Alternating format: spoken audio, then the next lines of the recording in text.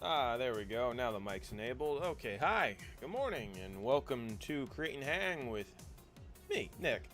What are we doing today? So, probably no surprise, we're continuing to work on the Harry Potter RPG. Again, before we get into it, I've tried combing this mess. It ain't happening. It's too hot.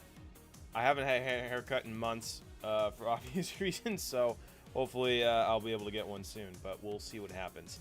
Yeah, so we're continuing on with the Harry Potter RPG.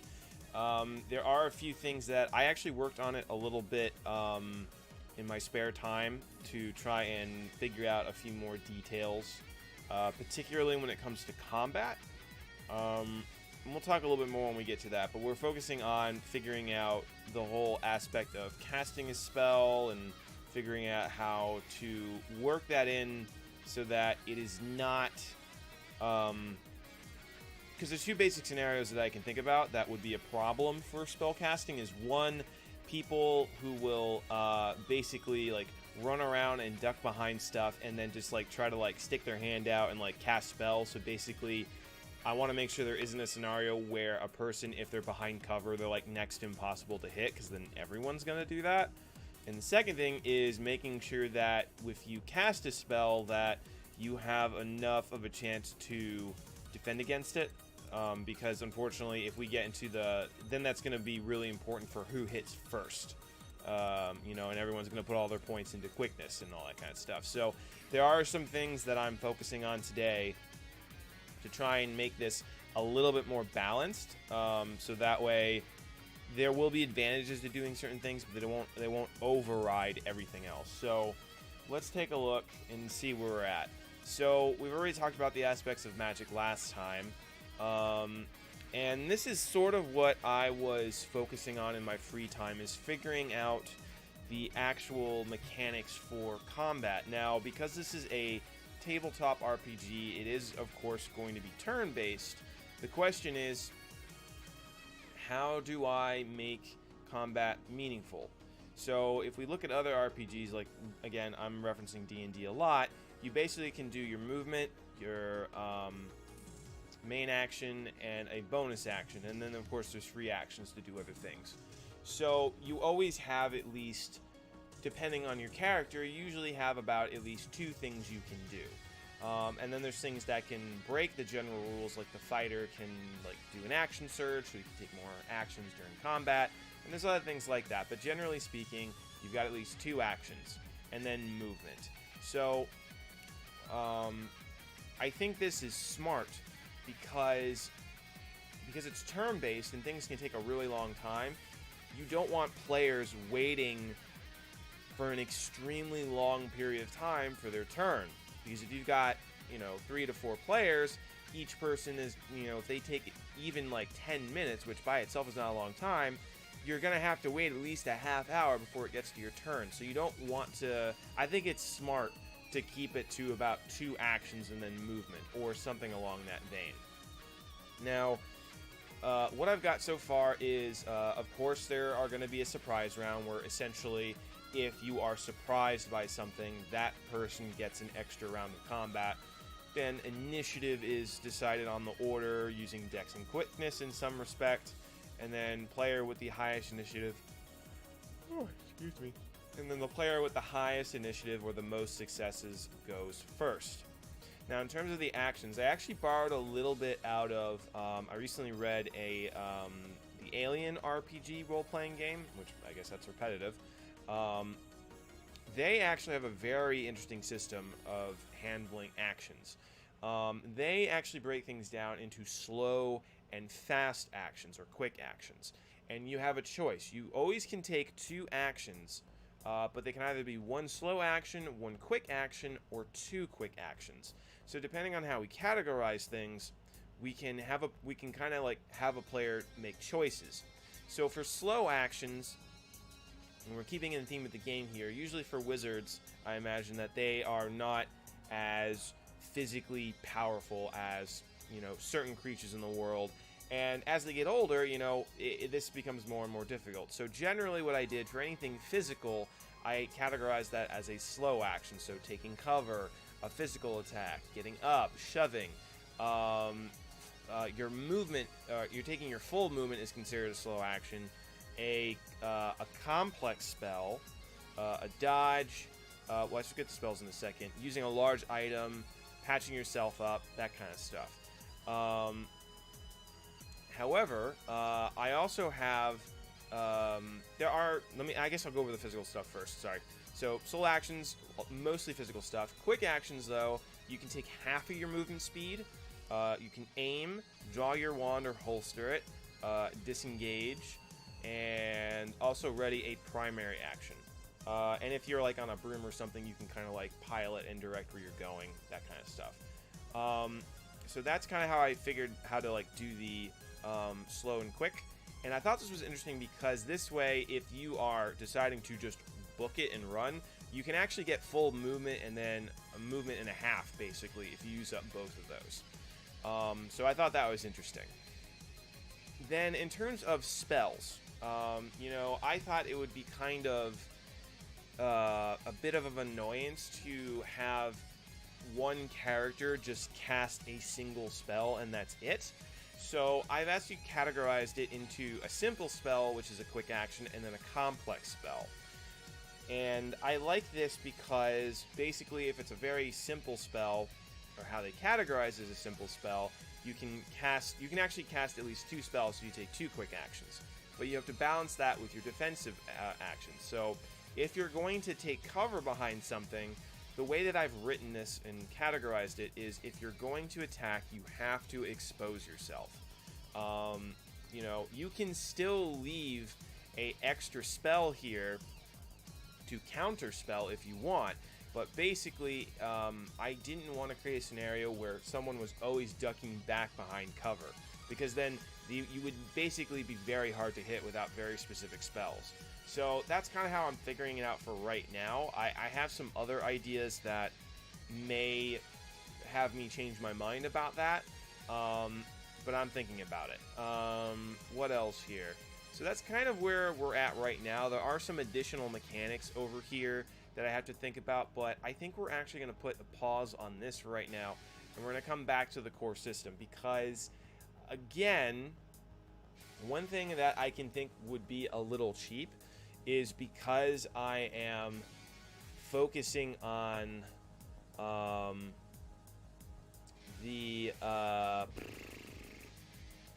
because I'm focusing on spell casting, I have to ask myself, what is going to be fun for the player? Because Harry Potter is very loose with its rules of magic. They never actually state a lot in the books. And I actually just watched the 5th movie. Granted, I know the movies are very different from the books in some respects. But from what I saw, there were only about like 15 to 20-ish spells that were cast the entire thing. Give or take. There might have been more. I honestly kind of got lost in the movie and I stopped counting a little bit here. But even so, I think that movie is 2 hours. That's really not a heck of a lot of spells. It's really more about the story. They kind of like gloss over everything in Harry Potter, and I think that is smart in a lot of ways, because the minute that you start to pin down 100% how magic works, then it starts to become less magical, and then it becomes harder and harder to explain how, or rather, it becomes harder to kind of keep that magical feeling of like, oh, this is the wondrous and unexplained. It's also one of the reasons that I think Harry is written very well for this purpose, is that he was brought up in a Muggle household, so he is completely unfamiliar. So things that look ordinary and regular to a lot of his friends, to us, the audience, and to Harry, it's magical. But it also kind of glosses over the reason of why things aren't explained. So I kind of have to keep that same vibe in with this RPG. I don't want it to be so detailed that it loses that sense of feeling. So, and that's the same thing for combat here. So what I've gotten right now is like, this is a little bit of the core system here. And I'm basically going to run through what happens from casting a spell. We're going to look at the different types of effects from the die rolls, because I think I went on a long spiel with statistics and how we categorize the success of a spell and all that stuff. But now we're going to run through and actually figure out, okay, what exactly happens when you cast a spell? What are the different effects?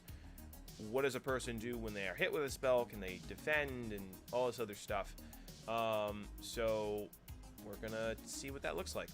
So we're taking a charm effect over here. So we are basically going to see if we can, like, we're gonna just run through and say, like, someone like casts a charm on somebody else, like it starts making their feet tap dance or something, you know, whatever it might be.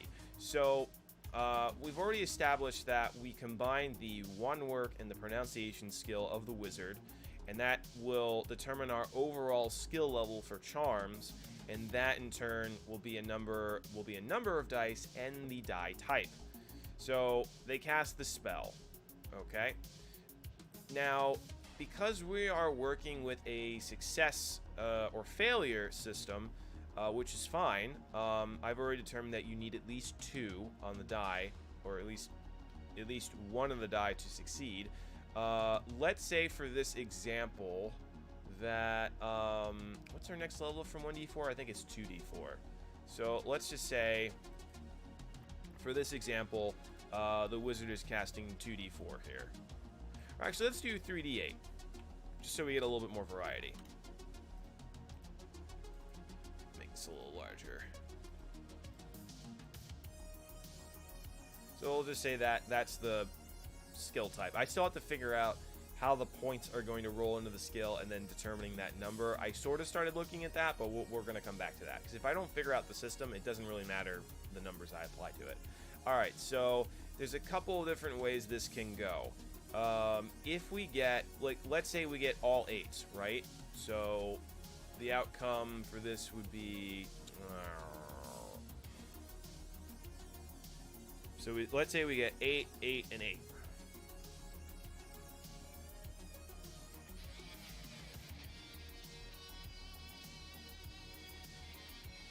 So that's basically max on the die. So this we can call a maybe an overcharge or something, or magic burst. I don't know how to describe it at this time. We'll have to figure out the lingo. But basically, this is like the best thing that can happen, where you've maxed out all the dice, you cast it absolutely perfectly, and it is just going full tilt. Maybe even there's a fuel of emotion. Oh, maybe you can actually get charges back this way. I don't know. I'll have to figure that out. So magic burst. So this is essentially like a max crit in a sense. Okay. Scenario 2.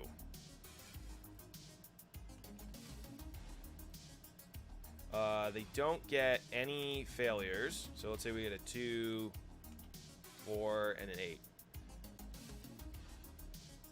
I'm gonna move this up actually.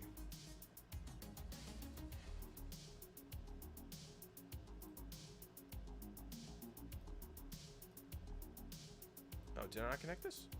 There we go.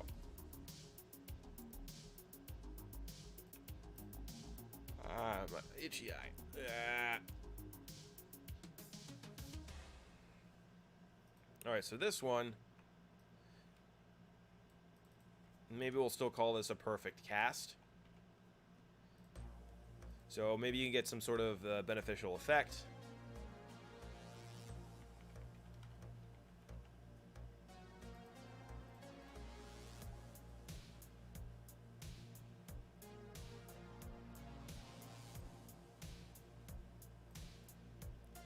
Cool. And then we've got another scenario. Actually, there might be more than 8 here, or 4. But anyway. So let's say you just get, you know, you get all successes. So that you just cast the spell.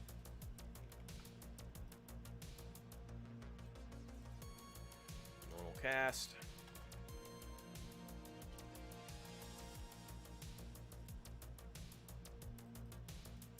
And then what else have we got?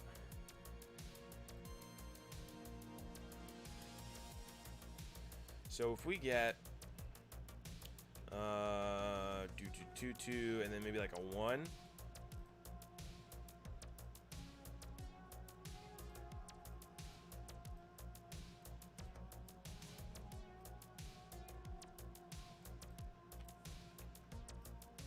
Whoops. There we go. Come on, get over there.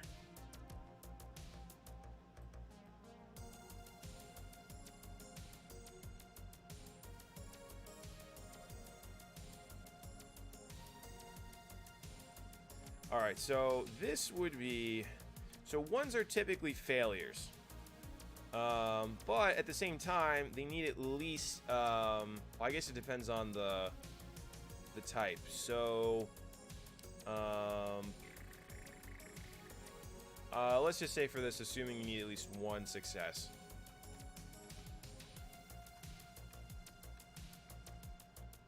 Let's assume it's just a really simple spell.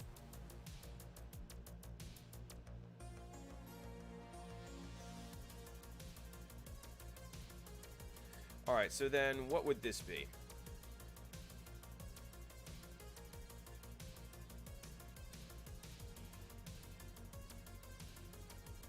Get over there, you. So this, I would say, the spell is still cast.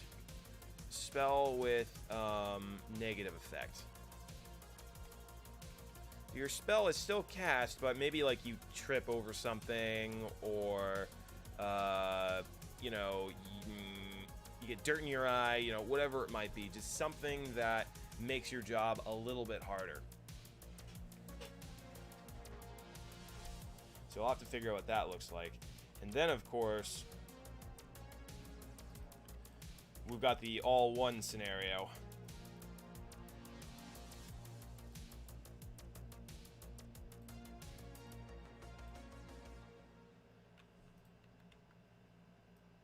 This is going to be really... So this is like...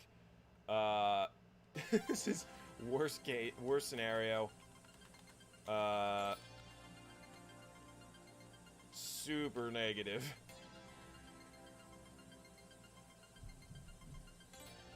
Now my other question is, though, can you still...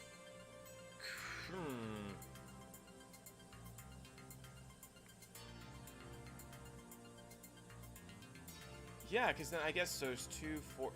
There's a 6 scenario here.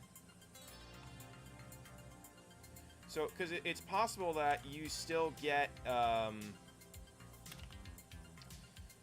you can still crit and fail at the same time, right? I mean, that's oh, that's weird.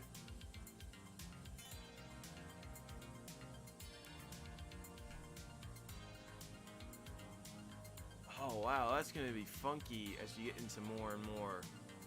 Should I just have the 1s and the 8s cancel out?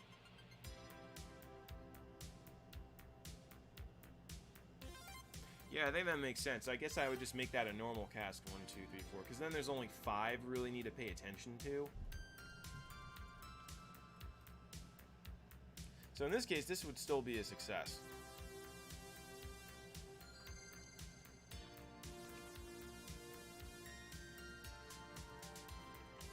Eight 1 cancellation.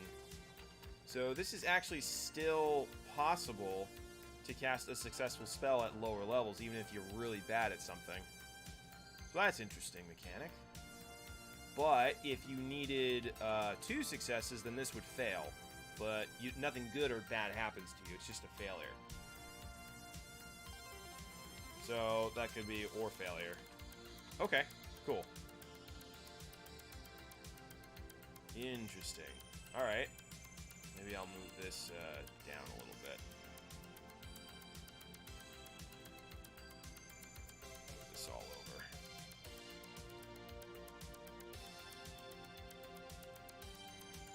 Let's move this here. Alright, cool. Alright, so now we know what happens with the dice. I'll just have 1s and 8s cancel out, so you'll just have to read the extras. That's a lot easier to keep track of. So in this case, so in this particular one, that could be either or. So that's interesting. Let me move these over here.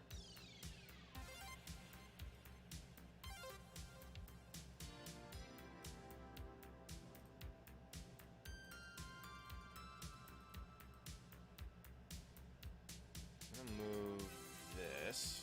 Come here.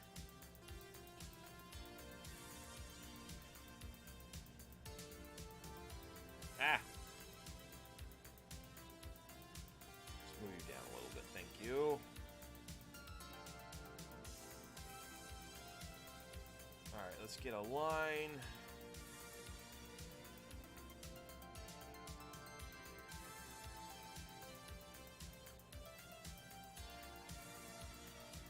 Just put a little text here for right now. I'm just trying to keep this organized so that way I don't get super locked up and everything. So let's say spell level successes. That's not how you spell successes. Is it ES for plural? I guess it is. Alright, and we'll move this down. Get out of the way. Alright, cool. So now we've got the... Oh, my dear. Okay, so now we've got the... we got all that figured out.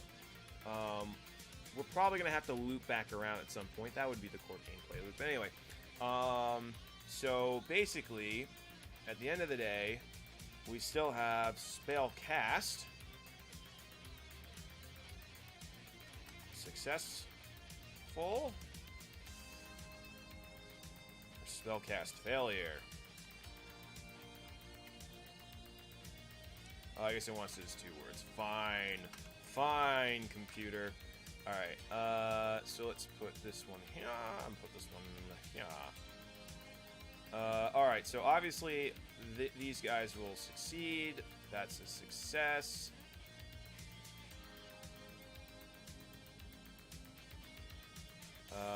That is still a success.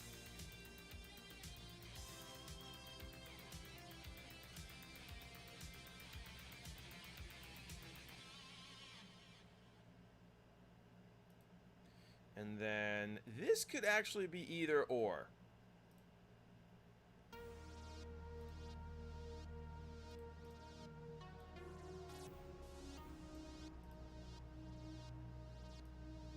Put this one here.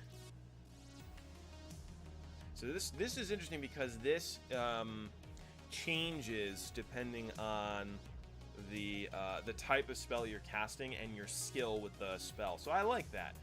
In fact, let me just take a quick look over here. Also, the buck stops here if your spell is a failure there, so that's fine. We'll continue on with that. Where's my calculator? So I've got 6 options, so 5 out of 6. So in most cases, you've got like an 83% chance, and then what is 4 out of 6? Okay, yeah, and that still fits within our margin of error, so that's quite good. I like that. So basically, you range from about 67% to about 83% with only one particular scenario, depending on the spell, which is pretty cool. I like that. All right, awesome. So we got that. So the spell is successfully cast, launches toward the target. So now what happens? And this is where I have to figure this part out. So, this is where it's going to get weird. Because...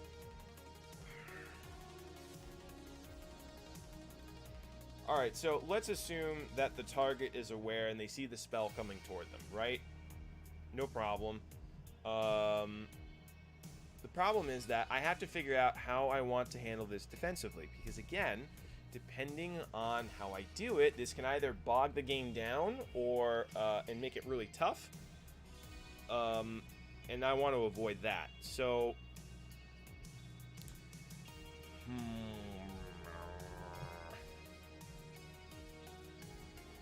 The way I'm kind of leaning right now is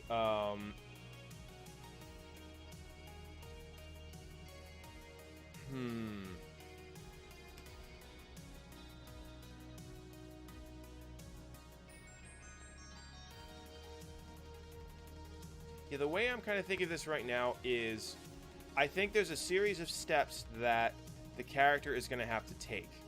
But I'm wondering if we should put in a guard mechanic.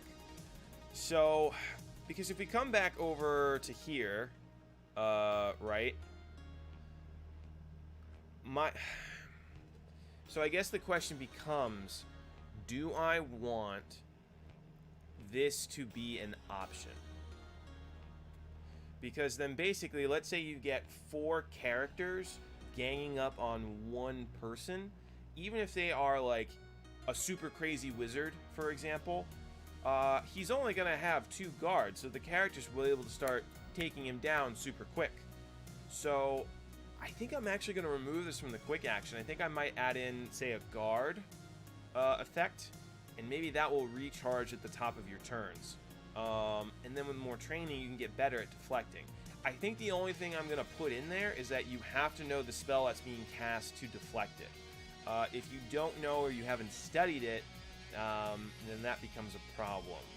Maybe. Let's explore this a little bit. So,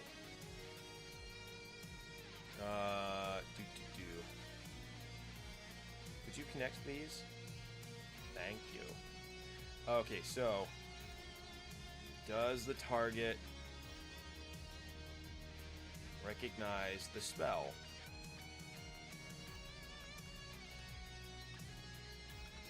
Because then that makes it a little bit more interesting, because if we look in the books of Harry Potter, at least I've only read recently 1, 2, and I'm about halfway through the 3rd book.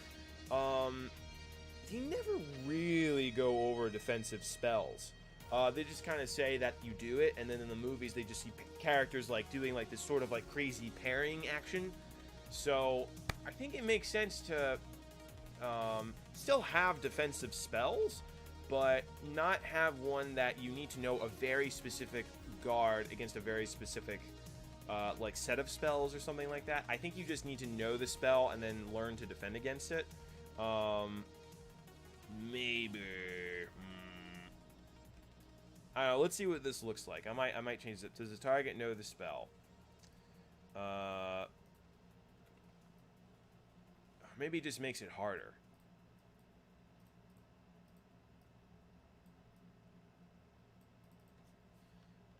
No. So they can either, so we've got 2 options here.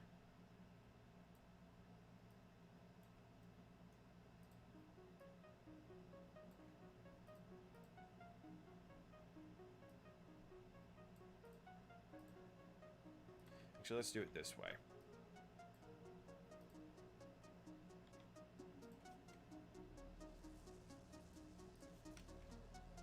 Bring this up here. All right, so let's boop boop. So yes or no.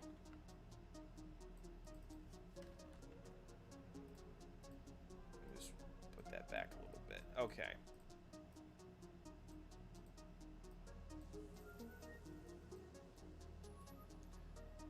Actually, I guess I wouldn't make these,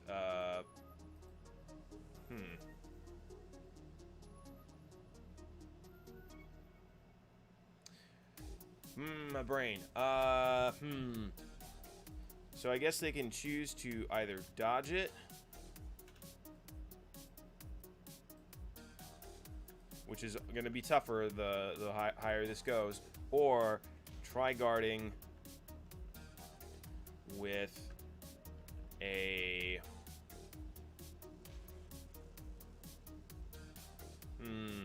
with a negative effect. So if I the idea behind this is if I have a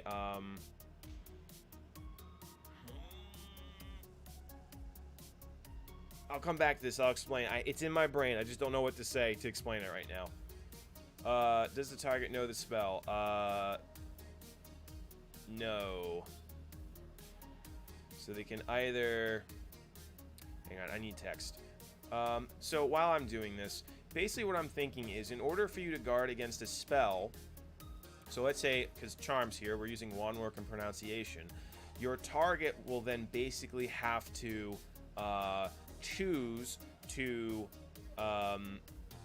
you know, either dodge, get out of the way, not make the call at all, or they will have to make a wand work and pronunciation defense.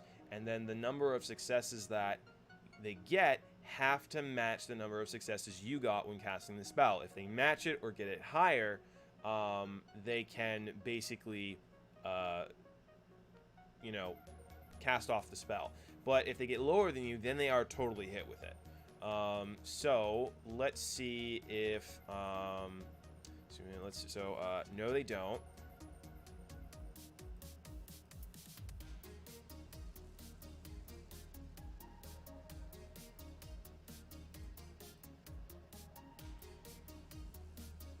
Let me do...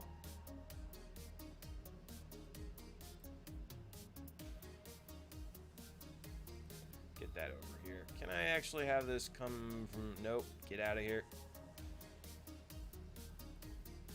Boop. Alright, cool. Ah, no. Get over there. Nope. And... Ah, no. What's with the arrows? Stop it.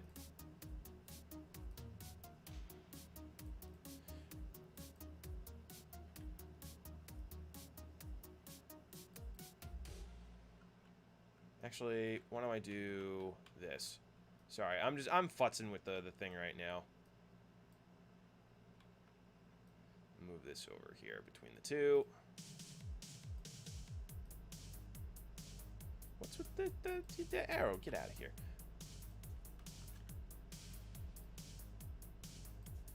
Nudge, nudge. I can't nudge. Oh, there we go. Okay, great. Cool. And then this is just a regular old guard.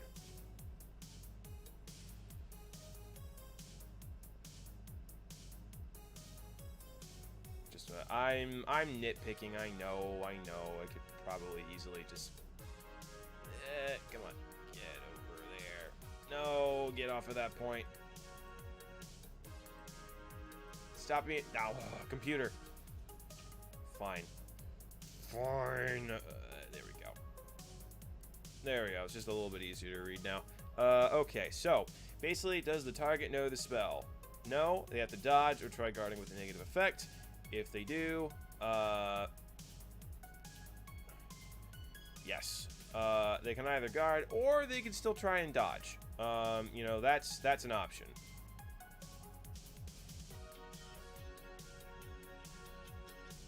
So I guess it's either way.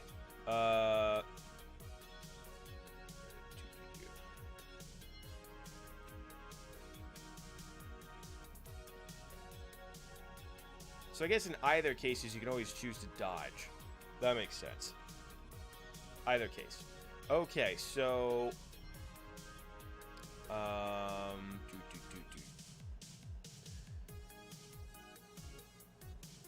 So this actually makes it really risky to, like, duel a super old wizard. Because he's going to know a lot of stuff that you won't. Interesting. Okay. Okay, so we can either dodge...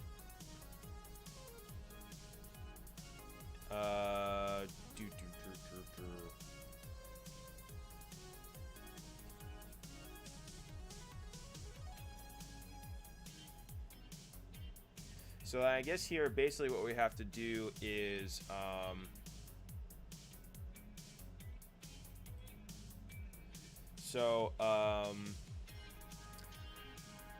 if I'm going to add some text in here real quick.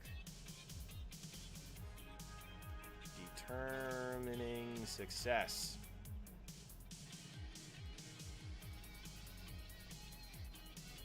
Yeah, I'll move this over here.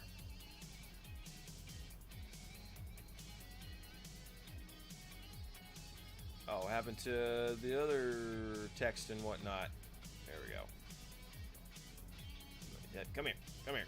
Alright, so.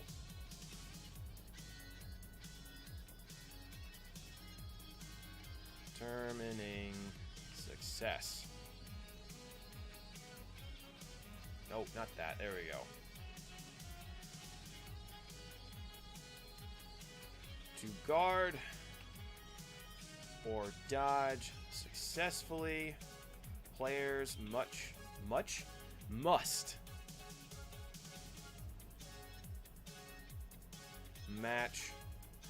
the same number or higher or how can I put this so it's understood? Players must match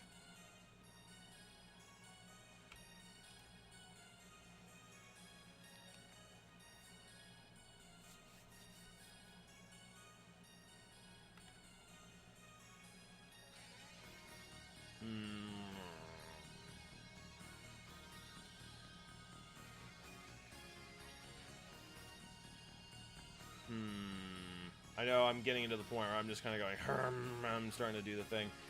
Must match or must roll the same number of successes as the player who casted the spell. Or casting the spell.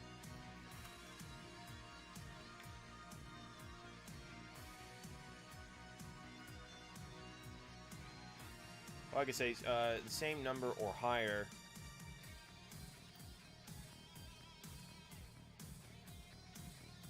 Same number of successes, or the same, or higher as the player who casted the spell.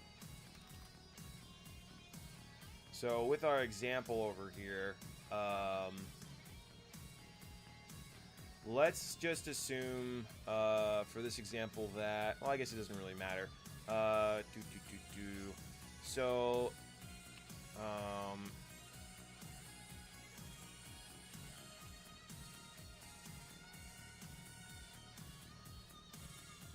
sorry. Oh, excuse me.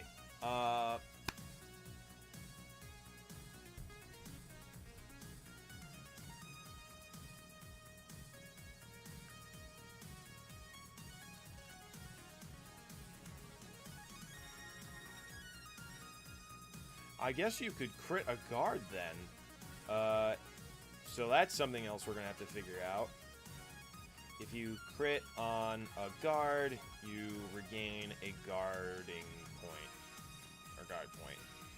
Question mark? I don't know. I'm still figuring that out. Matched or higher.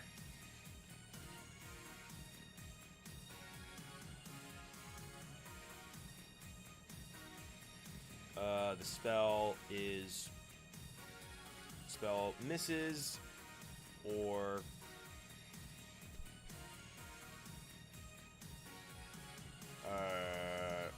is deflected.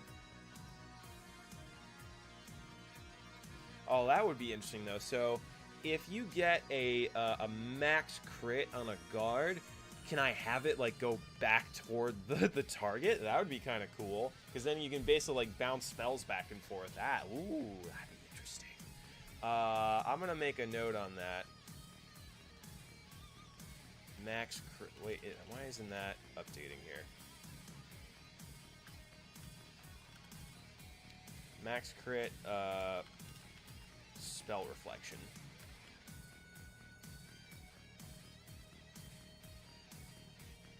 Why, you know... There we go. Alright. Master higher, the spell misses, is deflected, or bounce back. Alright, so... Cool.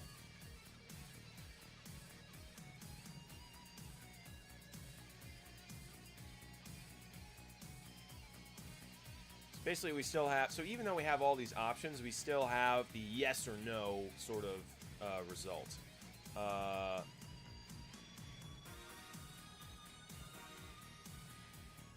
guess I could say matched or higher.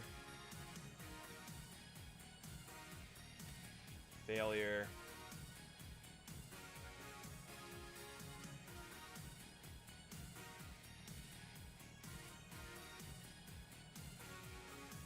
Well, I guess we should put in the outcomes here. So, let's say for this example, get some circles here. So we've got our max number over here again.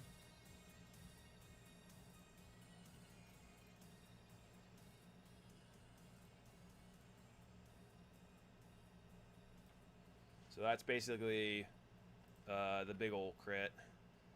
I don't know why I just didn't copy these. I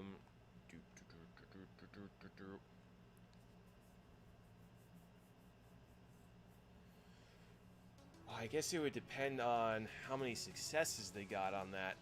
So let's assume 1 success is required here, just for the example.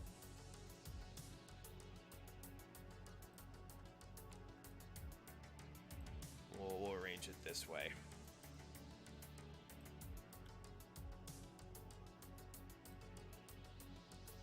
Might as well just copy all of these. Boop, boop.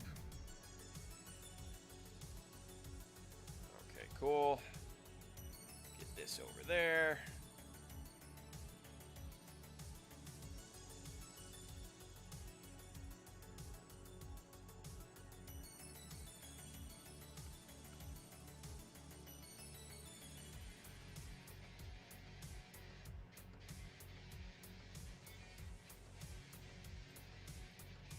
I know this isn't very thrilling to look at, but I really do like the ideas involved here. Now with the, one thing I am going to make a note on the dodge, though, is if dodging, depending on the spell, you must move. I don't know what that's going to look like quite yet, but unless it's like a really simple spell that you can kind of just do like a little juke, then you're probably going to have to jump. Okay, cool. So these are the different scenarios here.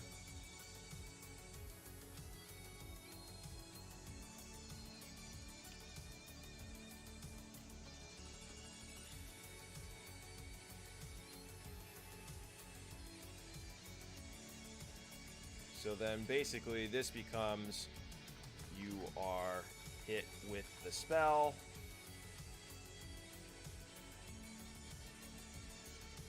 And then what did I say here?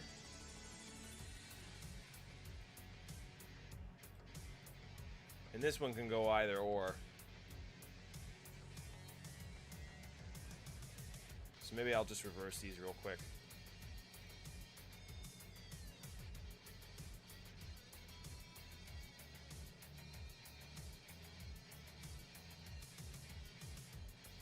Come on, center. Go center. Why am I working so far away? Okay, cool. Let me delete this. So, outcomes here are basically spell is bounced back towards the target.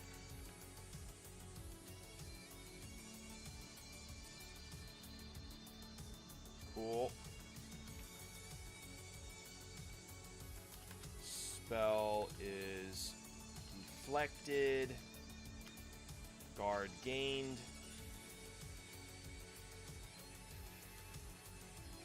Boop.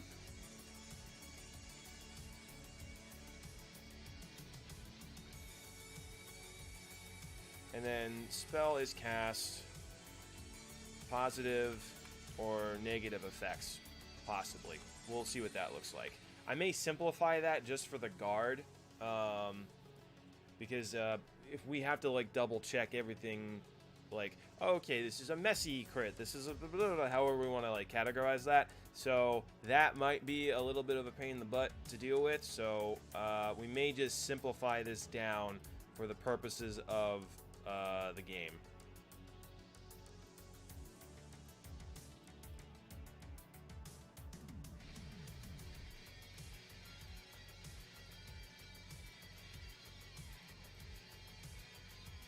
Alright, cool.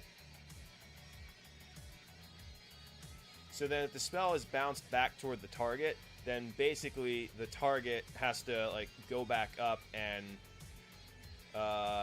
he has to go back through this part of the thing here, which is kind of interesting. So that already creates a very interesting loop.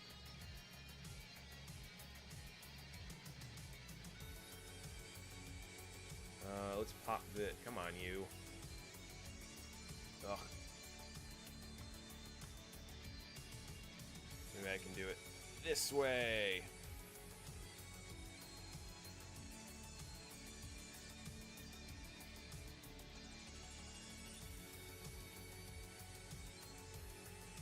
Oh, that looks very awkward.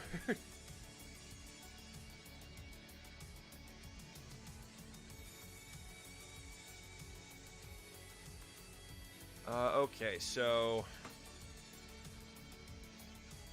Well, we could also say... Dodging, I would say that you just get out of the way. I don't think you get, like, any major benefits with that. So... Cast. I'll just make a note for that. You must move, and you will not gain any benefits to guard.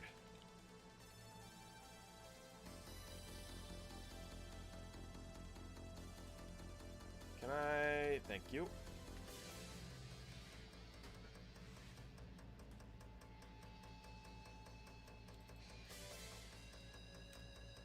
Still follows the still follows the same rules for success or failure. Cool. Okay, so this is where I kind of had a question in terms of what happens when you're hit with a spell, because there are some spells in Harry Potter that basically, if you're hit with them, you're done. Like the big one is the body locking thing, the petritus, fertalitus, whatever that silly spell is that makes you lock up. I know Hermione used it on Neville, which is kind of cruel, but because that may end combat really quickly. So I'm wondering if we should have a resistance sort of thing, just sort of like a last-ditch effort to see if you can shrug it off. So let me see. So I guess we could rely on strength and toughness for that.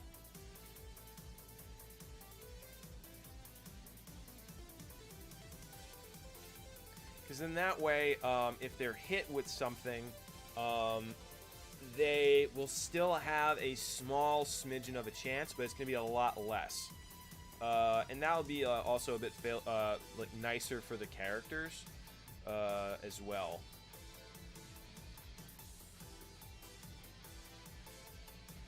So let's say that you are hit with the spell. Oh, this is going to annoy me though. Let me put in a dashed line. Can I change that to a dashed line? Edit style? Oh no, let's not deal with that. Clear on a data link. You know what? I'm just gonna.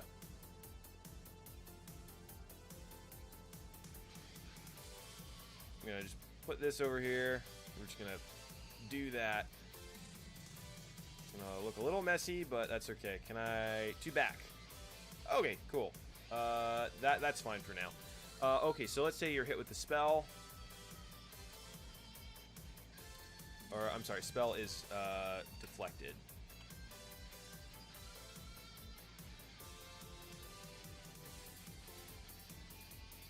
So then from here...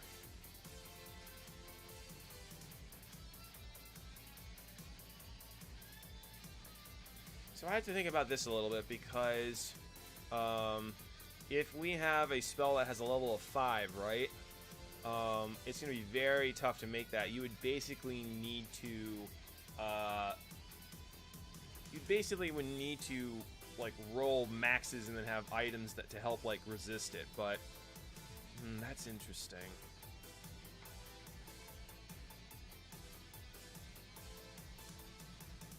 I'm gonna have to think about that one.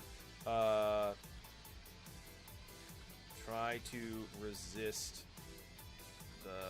Well, I guess, rather than doing that... So this is where I have to think about this a little bit more, because...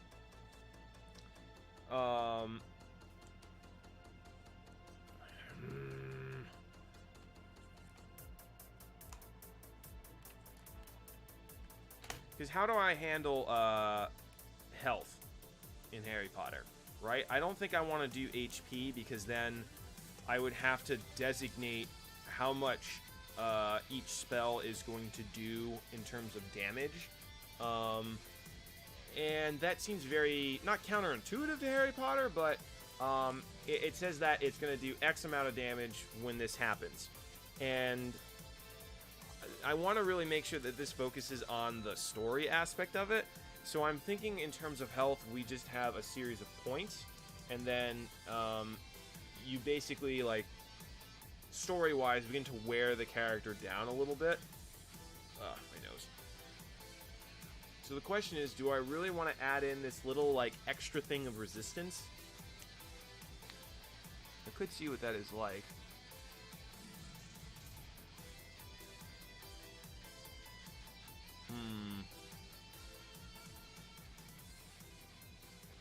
And that would make sense for this back over here, where you can either cast a complex spell or, you know, we could change this to guard.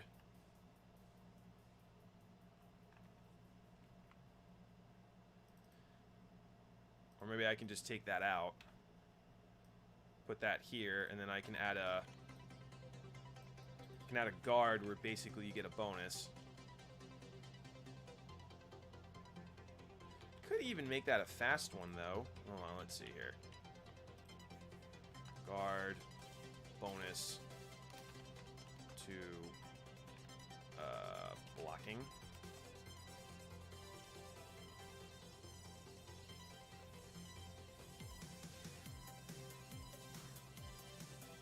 Yeah, I guess maybe instead of doing health,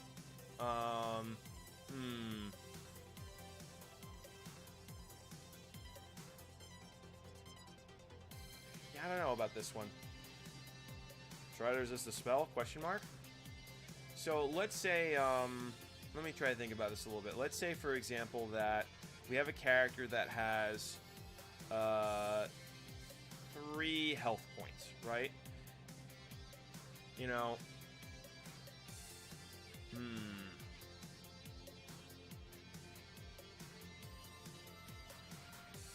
So if they are hit with, say, they're going back and forth, they're guarding, one spell gets through, and it's a body-like curse. Does that immediately end combat? Or does it make sense to have them try and resist that spell?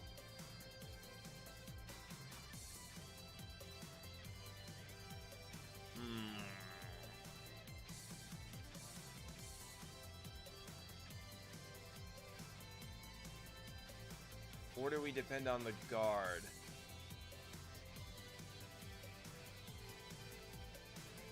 I think it makes more sense. Oh, this is tough. Well, the other thing I could do, though, is... well, let me delete this for a second. So maybe instead of having resist...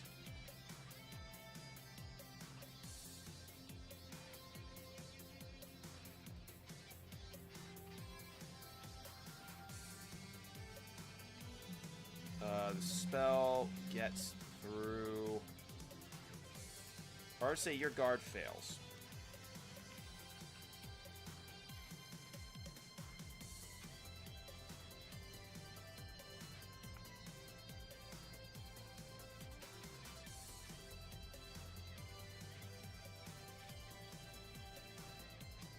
So we could say that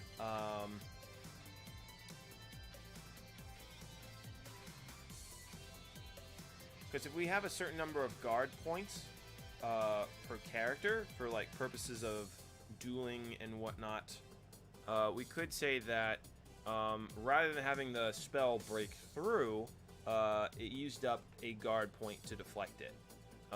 That, or they can elect to fail, which is a whole other thing. So maybe we can say reduce guard by 1, or this you are hit with the spell.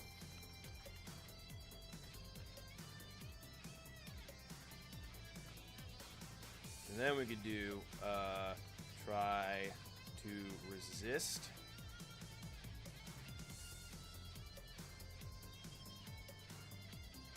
I might actually still keep that in there because at lower levels it's going to be easier to do that. But then as you start getting the higher one, it can be like a last-ditch effort. But I can make this interesting. Uses overcharge. So you have to like fuel yourself with magical energy to try and resist it, which I like because then you can't do that all the time. You have to choose to do it. That's interesting. Okay. Because then we can have health, your guard, and then your magic overcharge. Ooh, I like it. Okay. Alright, okay. Let's see here. So we're gonna have... I'm just making some notes so I don't forget this for later. Oh, what is this? No.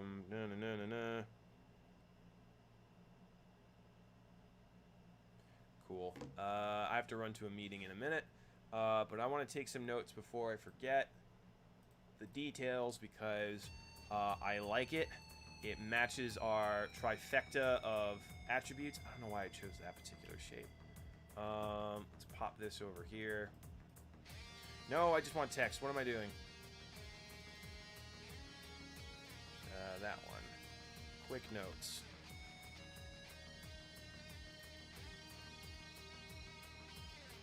So we're going to have health.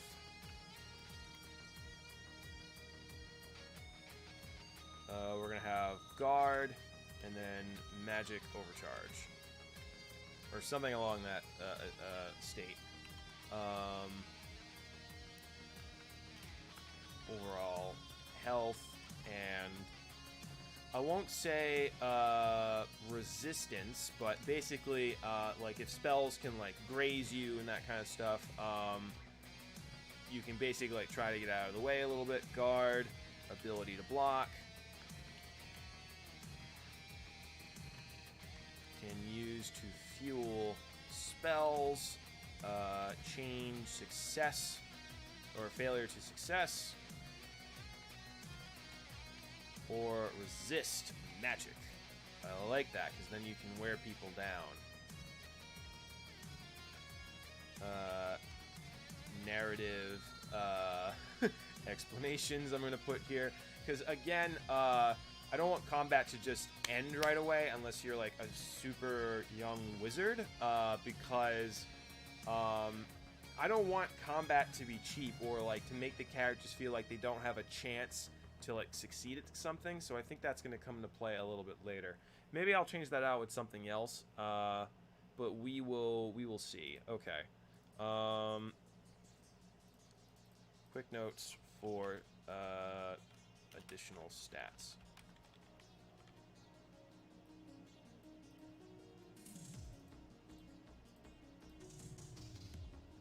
Okay, cool.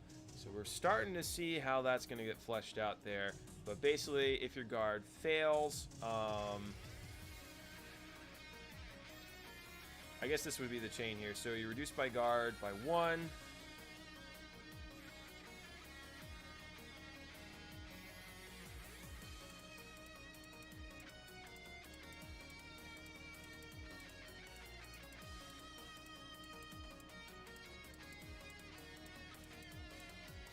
So then we basically have reduce guard by 1. How do I just want to note this out really quickly.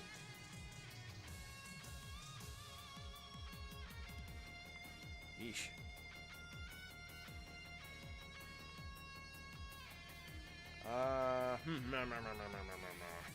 What to say here? So guard fails, reduced by 1.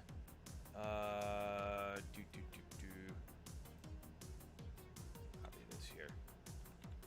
Nope, I deleted that. Copy paste. You still have guard.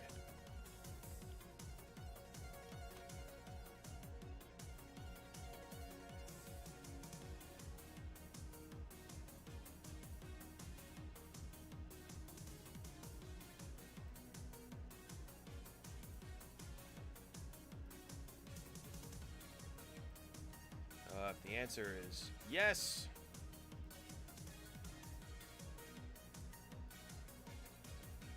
I'm going to say ability block recharges depending on skill. So maybe like 1 block per, I don't know, turn or something.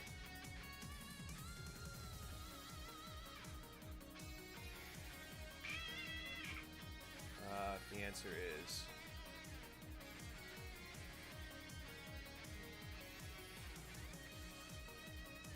nope, stop it. Copy, paste.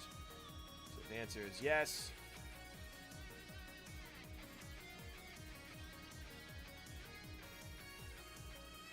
Did you just connect or oh, whatever. Alright, so yes. No issue. The answer is no, however.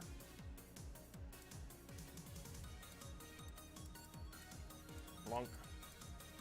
You are hit with the spell. To try and resist.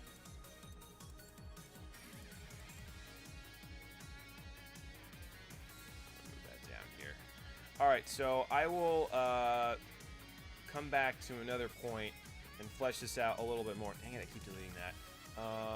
But we're starting to come up with a very interesting system here where basically you can choose, you've got options even in failure. So we're figuring out the number of dice and type. We're gonna figure out a point allocation system for that. We've got the variety of types of way the spells are cast, whether they're with beneficial effects, they're crits, or they are failures with really bad effects.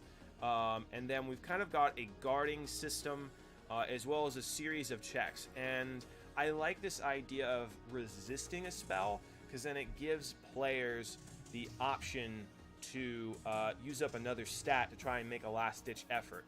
It's very rare that they will be able to do that, but maybe they also might find some items. There's other ways we can boost that. So I'm really liking this. Alright, so I will keep that out for right now.